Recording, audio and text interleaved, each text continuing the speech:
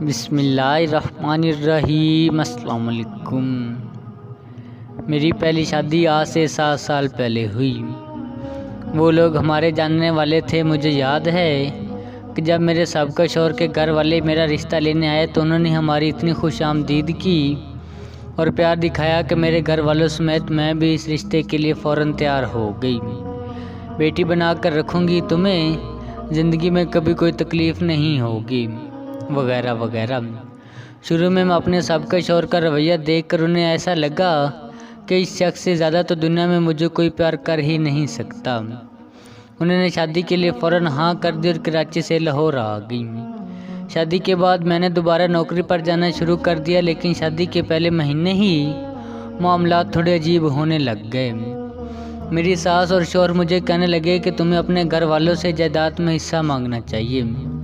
جب میری تنخواہ آئی میرے شوہر نے وہ ساری تنخواہ مجھ سے لے لی اور پھر یہ سب عام ہونے لگا۔ وہ مجھے خرچہ نہیں دیتا تھا لیکن مجھ سے لیتا تھا۔ میں جب اس بات کا ذکر گھر والوں سے کیا تو کہنے لگے کہ کوئی بات نہیں، میاں بیوی کا پیسہ ایک ہی ہوتا ہے، اس لیے تم فضول مت سوچو۔ سسرال والوں کے اعتراضات دور کرنے کے لیے عائشہ کے گھر والوں نے جائیداد بھی ان کے نام کر دی، مگر ایک ایک کر کے مطالبات بڑھنے لگے اور رویے بھی بدل گئے۔ میرے شوہر نے مطالبہ کرنا شروع کر دیا کہ تم اپنا پلاٹ میرے نام کر دو، میں وہاں آفس بنا لوں گا۔ میں نے یہ بات ٹال دی۔ اس کے بعد مجھے رویوں میں واضح تبدیلی نظر آنے لگی۔ میری ساس اور شوہر مجھ سے بدتمیزی سے بات کرنے لگے۔ جب میں دفتر سے گھر آتی تو گھر آ کر سارے کام کرتی، حالانکہ گھر میں ملازمین کی فوج تھی۔ ایسے حالات میں والدین بھی اس مشکل سے دوچار ہوتے ہیں کہ بیٹی کا گھر بسانے میں بھلا انہیں کیا کردار ادا کرنا چاہیے۔ میں جب بھی اپنی تکلیف کا اظہار اپنے گھر والوں سے کرتی تو وہ مجھے ایک ہی جملہ کہتے کہ بیٹا، لڑکیوں کو گھر بسانے کے لیے بہت کچھ برداشت کرنا پڑتا ہے۔ مگر یہ جملہ مجھے مزید کمزور کر دیتا تھا۔ جب نئے گھر میں ایک ایک کر کے راز کھلنے لگے تو میری برداشت کی حد ختم ہو گئی۔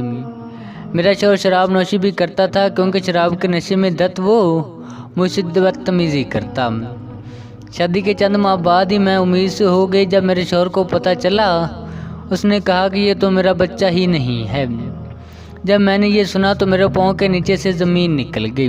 اس دن کے بعد وہ گھر میرے لیے جہنم بن گیا۔ پھر ایک دن میرے شوہر نے مجھ پر گندے الزامات لگائے اور مجھے حمل کی حالت میں مارا پیٹا اور رات کے وقت گھر سے نکال دیا۔ میں اس وقت لاہور شہر میں اکیلی تھی، لیکن مجھے اس وقت بہت حیرانی ہوئی جب میرے گھر والے پھر بھی میری صلح کرانا چاہتے تھے۔ مجھے محسوس ہونے لگا کہ میری اپنی کوئی ذات، کوئی گھر نہیں۔ بیٹی کی پیدائش پر بھی میرے سابقہ شوہر نے دہرایا کہ یہ بچی میری نہیں ہے، آپ کی بیٹی کے غیر مردوں سے تعلقات تھے، ان میں سے کسی کی بچی ہوگی۔ میں نے آخر کا یہ فیصلہ کر لیا کہ اب وہ اپنے ماں باپ کے گھر ہی رہوں گی۔ شادی اور پھر طلاق عائشہ کے لیے ذہنی دباؤ کا باعث بنا۔ اس دوران وہ اس قابل بھی نہیں ہو سکی کہ اس حوالے سے کسی سے مدد مانگ سکے۔ طلاق کے بعد عائشہ کے گھر والے انہیں سمجھانے لگے کہ ان مسائل کا حل دوسری شادی میں ہوگا۔ عائشہ یہ نہیں چاہتی تھی کہ انہیں دوبارہ پہلی شادی جیسے تجربے سے گزرنا پڑے۔ دوسری شادی کے لیے ان کی یہی شرط تھی کہ کیا انہیں طلاق کے بعد مجرم سمجھا جائے گا۔ میرے ابو کے دوست کے بیٹے کے لیے میرا رشتہ آیا۔ میں پریشان تھی کہ ایک طلاق یافتہ لڑکی کے لیے ایسا رشتہ کیسے آ گیا۔ دل میں ڈر بھی تھا کہ کہیں پھر کسی لالچ یا مفاد کے لیے کوئی شادی کرنا چاہتا ہو۔ میں نے اس لڑکی سے ملنے کا کہا اور پھر اس سے ملنے، اس کے بارے میں جاننے کے بعد اس سے شادی کرنے کا فیصلہ کیا۔ انہوں نے دوسری شادی سے قبل یہ سوال رکھا کہ کیا آپ میری بیٹی کو قبول کریں گے۔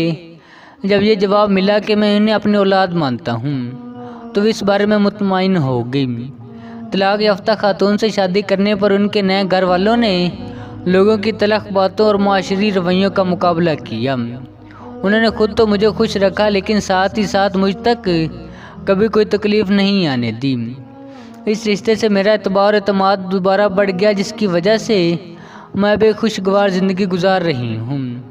لوگ طلاق لینے والی عورتوں کو مجرم بنا دیتے ہیں۔ ہمارے ہاں ایک لڑکی کی زندگی کا مقصد صرف شادی کو ہی بنا دیا جاتا ہے۔ بچپن سے لے کر شادی کی عمر تک ماں باپ اس کی شادی کے لیے چیزیں بنانا شروع کر دیتے ہیں، جس کی وجہ سے شادی کو ایک سرمایہ کاری کے طور پر بھی دیکھا جاتا ہے۔ گھر والے شادی پر پیسے خرچ کرتے ہیں اور اس کے بعد اگر لڑکی طلاق لے کر گھر واپس آ جائے تو عموماً یہ کہا جاتا ہے کہ سارا پیسہ بھی ضائع ہو گیا۔ دوسرا شوہر سسرال والے اگر اچھے ہوں تو لڑکی اس رشتے پر اسے کھویا ہوا اعتماد واپس مل جاتا ہے اور اس کی شخصیت میں اعتماد مزید بڑھ جاتا ہے اور اسے زندگی کے برے تجربے کو بلانے میں مدد ملتی ہے۔